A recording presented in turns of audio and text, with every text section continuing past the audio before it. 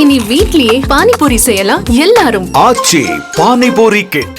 சென்னை மற்றும் புறநகர் பகுதிகளில் வெயிலின் தாக்கம் அதிகரித்து காணப்பட்ட நிலையில் தாம்பரம் சுற்றுவட்டார பகுதிகளான முடிச்சூர், பெருங்களத்தூர், வண்டலூர், மன்னிவாக்கம், ஊரப்பாக்கம் உள்ளிட்ட பகுதிகளில் மிதமான மழையானது பெய்து வருகிறது. கூடுதல் விவரங்களோடு இணைகிறார் செய்தியாளர் கந்தன்.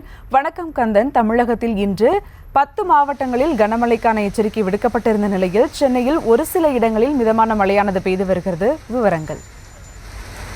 வணக்கம். சென்னை புறநகர் பகுதியிலான தாம்பரம் சுற்றியுள்ள பகுதியில் சுட்டெரிக்கும் வெயிலையும் மதியம் நேரத்தில் திடீரென மிதமான மழை பெய்தது. இதனால் வெப்பம் தணிந்து குளிர்ச்சியான சூழ்நிலை நிலவி வருகிறது. வளிமண்டல கீழடுக்கு சுழற்சி காரணமாக தமிழகத்தில் இன்று 10 மாவட்டங்களுக்கு கனமழை இருப்பதாக ஏற்கனவே வானிலை மையம் அறிவித்தது. அதன்படி பல்வேறு மாவட்டங்களில் சில இடங்களில் கனமழை மழையும் சில இடத்தில் மிதமான மழையும் பெய்து வருகிறது. அந்த வகையில் சென்னை மற்றும் புறநகர் பகுதி என்று சொல்லப்படும் தாம்பரம், பெருங்களத்தூர், வண்டலூர், சேலையூர், குளம்பேட்டை, பல்லாரம் ஆகிய பகுதிகளில் மதிய நேரத்திலும் திடீரென மிதமான மழை பெய்தது. குறிப்பாக ஓரிரு இடங்களில் மிதமான மழையும் ஒரு இடங்களில்